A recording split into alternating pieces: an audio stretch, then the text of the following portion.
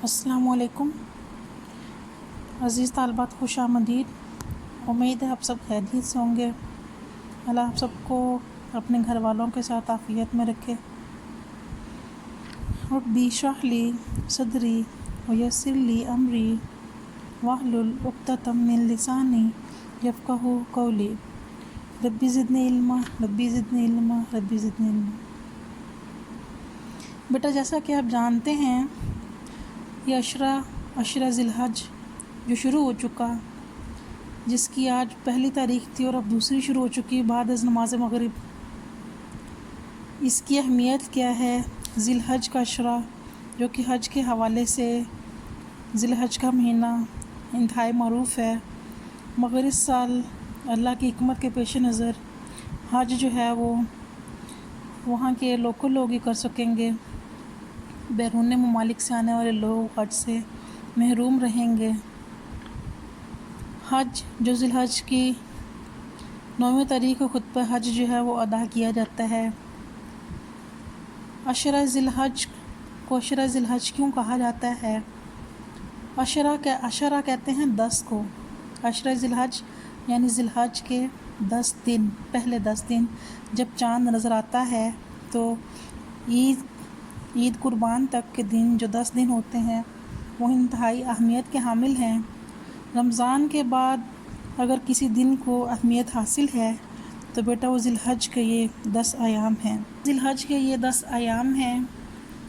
اللہ تعالیٰ کے نبی اکرم صلی اللہ علیہ وآلہ وسلم نے فرمایا کہ اللہ کے ہاں ان 10 دنوں کے علاوہ کوئی دن بھی اتنا زیادہ عظمت والا نہیں، لہٰذا تم ان 10 دنوں میں اللہ کی تسبیح بیان کیا کرو، تحمید کیا کرو، تحلیل کیا کرو، تکبیر کیا کرو۔ تسبیح سے مراد سبحان اللہ، تحمید سے مراد الحمدللہ، تحلیل سے مراد لا الہ الا اللہ پڑھنا، اور تکبیر سے مراد اللہ اکبر پڑھنا۔ عرف عام میں ہم کہہ سکتے ہیں کہ ہمیں ان 10 دنوں میں تکبیرات کو اٹھتے بیٹھتے چلتے پھرتے پڑھتے رہنا چاہیے، بہت زیادہ اہمیت کے حامل ہیں۔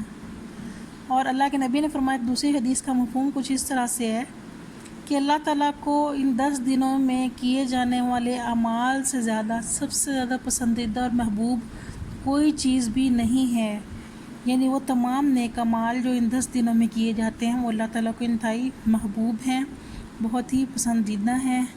اس لیے عشرہ ذی الحج کے لیے ہمیں خاص اہتمام کرنے کا جو ہے وہ حکم دیا گیا ہے۔ بیٹا، ایک دن تو گزر چکا، آج آپ کا دوسرا دن شروع ہے، تو آپ کوشش کریں کہ جتنے ہو سکے، جتنے لوگ استطاعت رکھتے ہیں، آپ یہ 10 روزے جو ہیں وہ رکھیں۔ 10 روزے اگر آپ نہیں رکھ سکتے، آپ کی استطاعت نہیں ہے، تو آپ کوشش کریں کہ یوم عرفہ یعنی 9 ذی الحج کا روزہ آپ میں سے ہر بچہ ضرور رکھے۔ یوم ذی الحج کے روزے کی فضیلت کیا ہے؟ اللہ کے نبی اکرم صلی اللہ علیہ وسلم نے فرمایا کہ یہ جو شخص اس دن کا روزہ رکھتا ہے، میں اللہ سے امید رکھتا ہوں کہ اللہ اس شخص کے اگلے سال اور اس کے پچھلے سال کے سارے گناہ جو ہیں وہ معاف کر دیں گے۔ بے شک اللہ اس چیز پہ قادر ہے۔ تو ہمیں اللہ تعالیٰ سے اس کی رحمت کی امید کرتے ہوئے ذی الحج کے ان ایام کی قدر کرنی چاہیے۔ اللہ سے دعا ہے کہ اللہ مجھے اور آپ کو سب کو ان دنوں کی قدردان جو ہے وہ بنائے، ان کی قدر کرنے والا بنائے۔ دوسری کوشش جو ہم نے کرنی ہے کہ ہم نے اٹھتے بیٹھتے کام کے دوران فارغ اوقات میں تکبیرات کو پڑھتے رہنا ہے۔ تکبیرات جو مسنون الفاظ ہمیں حدیث سے ملتے ہیں وہ بیٹا کون سے ہیں؟ آپ نے سنا ہوگا یا آپ نیٹ پہ بھی تلاش کر سکتے ہیں۔ وہ الفاظ یہ ہیں: اللہ اکبر، اللہ اکبر، لا الہ الا اللہ، واللہ اکبر، اللہ اکبر وللہ الحمد، اللہ اکبر کبیرہ والحمد للہ کثیرہ وسبحان اللہ بکرۃ واصیلا، اللہ اکبر، اللہ اکبر، لا الہ الا اللہ، واللہ اکبر۔ اگر بیٹا آپ ان الفاظ پہ غور کریں گے تو آپ کو تسبیح یعنی اللہ کی تسبیح بیان کرنے کے الفاظ بھی ملتے ہیں، تحمید کے بھی ملتے ہیں، تحلیل کے بھی ملتے ہیں، اور تکبیر کے بھی ملتے ہیں۔ تکبیر کے علاوہ قرآن پاک کو پڑھنا، اللہ کے ذکر اذکار کرنا، اللہ کے ناموں کو پڑھنا، درود شریف کو پڑھنا، یہ سارے کے سارے نیک اعمال جو ہیں یہ آپ کے انشاءاللہ اچھے اعمال میں اضافہ کریں گے۔ اس کے علاوہ جو اللہ کے نبی نے کہا کہ ان دنوں میں ہمیں کون سے کام کرنے چاہیے، والدین کے ساتھ سب سے زیادہ حسن سلوک کرنا چاہیے، وہ تو ہمیں عام روٹین میں بھی سب سے زیادہ کرنے کا حکم دیا گیا، پھر ان دنوں میں بھی کرنے کا حکم دیا گیا۔ اگر والدین اس دنیا سے جا چکے ہیں تو ان کے رشتہ داروں کے ساتھ، ان کے دوست احباب کے ساتھ اچھے سے ملنا، بڑوں کی توقیر کرنا، چھوٹوں کی تحریم کرنا، اپنے ہمسایوں کے ساتھ حسن سلوک کرنا، قربانی کا جانور ذبح کرنا، اس میں دوست احباب، رشتہ در و قربا اور مساکین کو شامل کرنا، یہ سارے کے سارے کام عشرہ ذی الحج میں کرنے کے ہیں، اور ہمیں کوشش کرنی چاہیے کہ ہم دنیاوی کاموں سے فراغت حاصل کریں اور ان 10 ایام کی قدر کریں۔ اللہ ہم سب کو قدردان بنائے، قدر کرنے والا بنائے، اور ہماری چھوٹی چھوٹی کوششیں جو ہیں وہ اللہ تعالیٰ قبول فرمائیں۔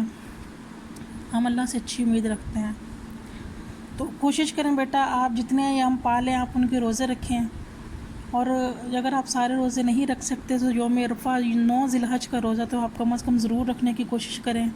آپ خود بھی روزہ رکھیں، اپنے اہل و عیال کو رکھوائیں، اپنے گھر والوں کو رکھوائیں، اور جتنے لوگوں کو ہو سکے بیٹا آپ کہیں، جتنے لوگوں کو آپ روزہ رکھوانے میں کامیاب ہوں گے انشاءاللہ وہ تو اپنے اجر کو پائیں گے۔ اللہ کے حکم سے آپ کے اجر و ثواب میں بھی کمی نہیں ہوگی، آپ اپنے روزے کا بھی اجر پائیں گے، اور جو دوسروں کو آپ نے رغبت دلائی انشاءاللہ آپ اس کا بھی اجر و ثواب پائیں گے۔ تو بیٹا آج ہم اپنی حدیث کو دیکھتے ہیں۔ آج ہم نے حدیث پڑھنی ہے کثرت دنیا کے حوالے سے، یعنی دنیا کی کثرت کے حوالے سے۔ دنیا کو اللہ نے آزمائش گاہ بنایا تو اللہ نے اس میں آزمائش کون سی رکھی، ہم اپنی حدیث کو دیکھیں گے۔ ان عمر بن عوف قالا، حضرت عمر بن عوف رضی اللہ تعالیٰ عنہ سے روایت ہے۔ یہاں پہ بیٹا آپ لفظ دیکھیں عمر، بعد میں واو ہے، تو عربی زبان میں جب بھی عمر کے بعد واو آتا ہے تو اکثر جو اس کو لوگ عمرو پڑھتے ہیں۔ عمر نہیں بیٹا پڑھنا، عمرو نہیں پڑھنا، اس کو عمر پڑھنا ہے۔ حضرت عمر بن عوف سے روایت ہے، قال رسول اللہ صلی اللہ علیہ وسلم، رسول اکرم صلی اللہ علیہ وسلم نے فرمایا، فواللہ للفقر، اللہ کی قسم، للفقر اخشا، میں فقر سے نہیں ڈرتا، یعنی بھوک سے، مفلسی سے، فقر و فاقہ سے نہیں ڈرتا، علیکم تم پر۔ تو بیٹا آپ اس حدیث کو دیکھیں، اس حدیث میں اللہ کے نبی صلی اللہ علیہ وسلم نے کثرت دنیا کی ہوس سے ہمیں خبردار کیے ہے کہ دنیا کو چاہنے کی حرص جو ہے وہ انسان کو تباہ و برباد کر دیتی ہے۔ آپ حدیث کے الفاظ پہ غور کریں، اللہ کے نبی نے فرمایا میں تم پر بہت زیادہ مفلسی سے نہیں ڈرتا، یعنی ایسا نہیں ہے میرے دل میں کوئی خوف کہ ایک وقت ایسے آئے گا کہ تمہارے پاس مال و دولت کی کمی ہوگی، تمہارے پاس کھانے کو کھانا نہیں ہوگا، پہننے کو لباس نہیں ہوگا، پینے کو پانی نہیں ہوگا، اور تم پر دنیا جو ہے وہ تنگ ہو جائے گی۔ بلکہ قسم کھا کر کہا کہ میں کس چیز سے ڈرتا ہوں کہ تم پر دنیا کے دروازے یعنی مال و دولت کے دروازے کھول دیے جائیں گے۔ کیسے؟ جیسا کہ تم سے پہلی قوموں پر کھول دیے گئے تھے، اور پھر تم بھی پہلی قوموں کی طرح جیسے وہ دنیا کو حاصل کرنے کے لیے ایک دوسرے پر چڑھ دوڑتے تھے، اسی طرح سے تم بھی دنیا طلبی کو حاصل کرنے کے لیے، اس کو طلب کرنے کے لیے ایک دوسرے سے سبقت لے جانے کی جب کوشش کرو گے، یہ دنیا ایک ایسی چیز ہے جو مایا ہے، سراب ہے، دھوکہ ہے، یہ کبھی کسی کے کام نہ آئی، نہ کسی کے یہ ہاتھ آئی۔ تو جیسے اس نے پہلی قوموں کو تباہ و برباد کر دیا، اس طرح یہ دنیا کی حرص جو ہے وہ تمہیں بھی تباہ و برباد کر دے گی۔ اب یہ دیکھیں اللہ کے نبی جو تھے وہ اپنی امت کے لیے پریشان تھے، کس وجہ سے کہ میری امت پر جو ہے وہ اعمال فتنہ ہوگی۔ آپ سورہ البقرہ میں پڑھتے ہیں اللہ تعالیٰ نے قرآن پاک میں فرمایا کہ ہم تم کو آزمائیں گے جانوں کی کمی سے اور مالوں کی کمی سے، اولاد کی کمی سے۔ تو یہ اولاد کی کمی اور مال کی کمی کیا تھی؟ یعنی اولاد اللہ دے کر بھی آزمائے گا، لے کر بھی آزمائے گا۔ اولاد بھی ایک مال ہے انسان کے لیے، اس دنیا میں اللہ کی نعمت ہے، مال بھی اللہ کی نعمت ہے۔ اللہ بے تحاشا دے کر بھی آزمائے گا اور لے کر بھی آزمائے گا، اور اللہ بالکل محروم کر کے بھی آزمائے گا۔ اسی طرح سے دنیا میں مال و دولت ہے۔ مال ایک ایسی چیز ہے کہ اگر انسان کے پاس موجود بھی ہو اور گزرتے دن کے ساتھ اس مال کی ہوس اور حرص انسان کے اندر بڑھتی ہی چلی جاتی ہے۔ اس کی ہوس جو ہے وہ انسان کے اندر بڑھتی ہی چلی جاتی ہے، اور انسان اس کو ہر گزرتے دن کے ساتھ اور سے اور جو ہے وہ حاصل کرنے کی کوشش کرتا ہے۔ اللہ تعالیٰ کے نبی نے فرمایا کہ ہر امت کے لیے آزمائش ہے، بے شک میری امت کے لیے آزمائش اس کا مال ہے۔ اللہ کے نبی نے فرمایا کہ انسان کہتا ہے میرا مال میرا مال میرا مال، وہ مال جو انسان دنیا میں جمع کرنے کی کوشش کرتا ہے، اگر انسان نے اس کو اپنی زندگی میں ہی اپنے بھلے کے لیے، اپنے آخرت کے لیے، اپنی عاقبت کو سنوارنے کے لیے خرچ نہ کیا تو مال اس انسان کے کس کام کا؟ اللہ کے نبی نے فرمایا انسان کہتا ہے میرا مال میرا مال میرا مال، حالانکہ اس کا مال تو وہ ہے جو اس نے کھایا فنا ہو گیا، جو اس نے پہنا بوسیدہ ہو گیا، اور جو اس نے بچا کے رکھا وہ اس کے ورثہ کا ہے، وہ اس کے لیے ورثہ کا ہے، اور جو اس نے اپنے راستے میں اللہ کے راستے میں خرچ کیا وہ اس نے اپنے آخرت کے لیے ذخیرہ کر لیا۔ اس کے علاوہ جو بچ گیا وہ کس کا مال ہے؟ وارث کا۔ تو بیٹا آپ یہ دیکھتے ہیں کہ آپ جب کوئی شخص اس دنیا میں سے چلا جاتا ہے تو اس کا رہ جانے والا مال کس کی ملکیت ہوتا ہے؟ اس کے اہل و عیال کی ملکیت میں ہوتا ہے، اس کے بھائی بہن کی ملکیت میں ہوتا ہے۔ تو پھر یہ مال جو انسان کا جمع شدہ ہے، اگر تو اس کے عیال، اس کے گھر والے، اس کے بھائی بہن جن کی ملکیت میں انسان کا رہنے والا مال ہے، اگر تو وہ اس کے اچھے کاموں میں خرچ کرتے ہیں تو اس شخص کے لیے بھی صدقہ جاریہ ہے اور خرچ کرنے والے کے لیے اجر و ثواب ہے، لیکن اگر وہ اس کی بجائے ناجائز کاموں پر خرچ کرتے ہیں تو یہ چھوڑنے والے کے لیے عذاب ہے اور خرچ کرنے والے کے لیے بھی عذاب ہے۔ تو اسی لیے درمیانی راہ جو ہے وہ اختیار کرنی چاہیے۔ انسان جو مال اکٹھا کرتا ہے، اللہ تعالیٰ نے قرآن پاک میں فرمایا، کیا بیان فرماتے ہیں اللہ تعالیٰ؟ الہاکم التکاثر حتی زرتم المقابر، کہ تم کو اس مال کی طلب نے غافل کر دیا، ہلاک کر دیا تم کو مال کی کثرت نے، تم مال کو حاصل کرتے کرتے کس مقام پر پہنچ گئے کہ حتی زرتم المقابر، یہاں تک کہ تم نے قبریں جا دیکھیں۔ انسان مال کو حاصل کرنے میں کس حد تک حرص اور ہوس کا پجاری ہے۔ اللہ کے نبی صلی اللہ علیہ وسلم نے فرمایا کہ اگر انسان کو سونے سے بھری ہوئی ایک وادی بھی دے دی جائے نا تو انسان اس سے بھی سیر نہیں ہوتا، وہ چاہے گا کہ اس سونے سے بھری وادی جیسے دو مزید وادیاں اس کو مل جائیں، حالانکہ انسان کو کوئی چیز نہیں بھر سکتی اس کے منہ کو قبر کی مٹی کے سوا۔ اللہ اکبر کبیرہ۔ تو یہ مال کو حاصل کرنے کی جو حرص ہے جو بڑھتی چلی جاتی ہے، اس کا نتیجہ کیا ہوتا ہے؟ ہم اپنے ہی حقوق و فرائض کی ادائیگی میں کوتاہی کرنے لگتے ہیں، غفلت برتنے لگتے ہیں۔ یہ دنیا طلبی کا نتیجہ ہے نا۔ انسان کے دل میں جب دولت کی محبت جڑ پکڑتی ہے تو انسان کے رشتہ داروں کی محبت جو ہے وہ کم ہوتی چلی جاتی ہے، انسان اپنے رشتہ داروں کے معاملات سے جو ہے وہ دور ہونے لگتا ہے، انسان متکبر ہو جاتا ہے۔ جب اس کے پاس روپیہ پیسہ آتا ہے تو وہ اس کی اپنی ذاتی محنت اور کوشش کا نتیجہ سمجھتا ہے، دوسروں کو حقیر سمجھتا ہے۔ عزت جو کسی دوسرے کا حق ہے اور اس کو دینی چاہیے، اس کو حقارت کی نظر سے دیکھتا ہے۔ جب انسان پر پیسے کی دھن سوار ہوتی ہے نا تو انسان حلال اور حرام ذرائع میں فرق بھی جو ہے وہ بھول جاتا ہے، بس اس کا بنا مقصد ہے پیسہ حاصل کرنا، چاہے وہ اس کو کسی طریقے سے بھی جو ہے وہ حاصل ہو۔ پھر انسان ضروریات زندگی کو پورا کرنے کی بجائے آسائشات زندگی کی طرف جو وہ لپکنے لگتا ہے۔ تو بیٹا آپ جانتے ہیں کہ انسان کی آسائشات جتنی بھی انسان اختیار کر لے، انسان کی سکون حاصل کرنے کی حرص کبھی بھی ختم نہیں ہوتی۔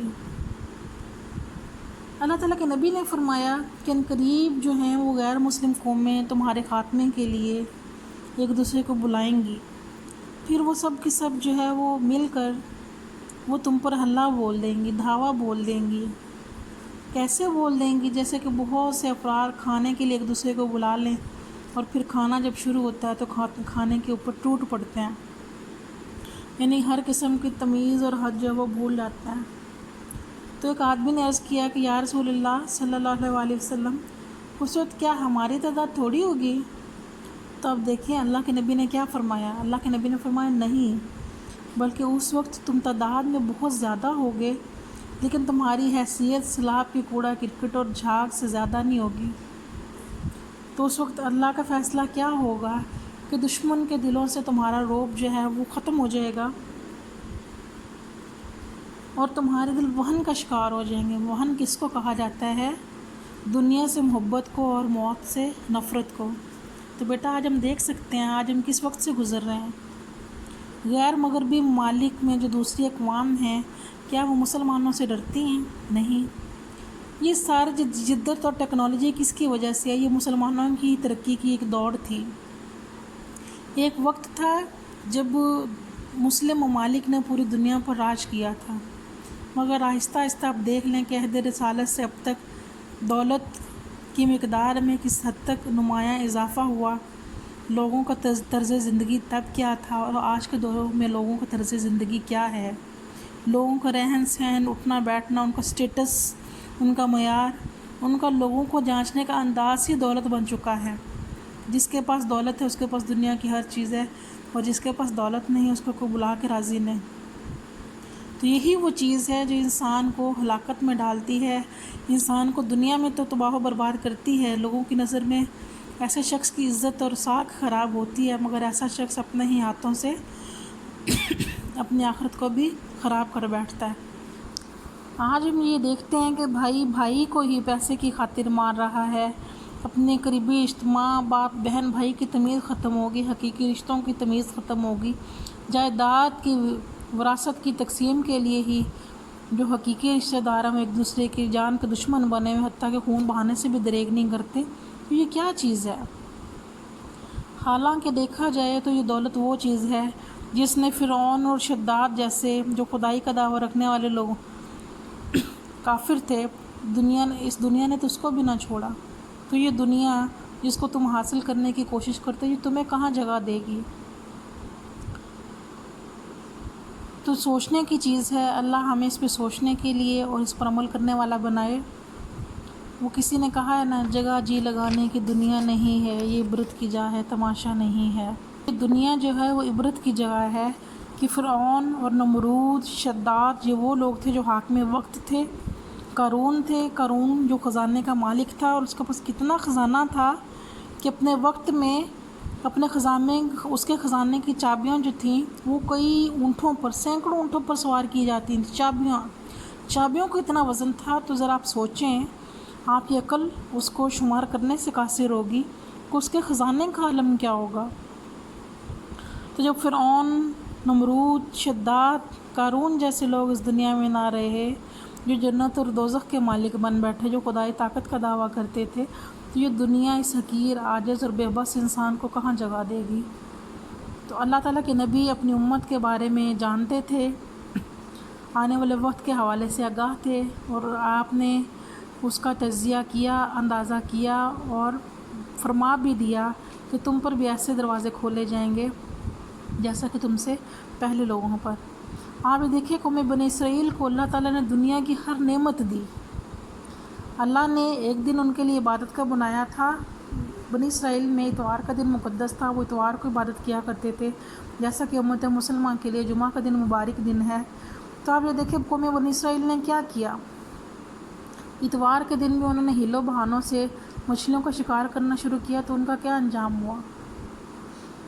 اسی طرح سے اگر آپ آج کل دیکھیں تو آج امت مسلمان، ہم مسلمان، بذات مسلمان، جو ہم مسلمان ہونے کے بڑے بلند بانگ دعوے کرتے ہیں، تو ہم آج کیا کر رہے ہیں؟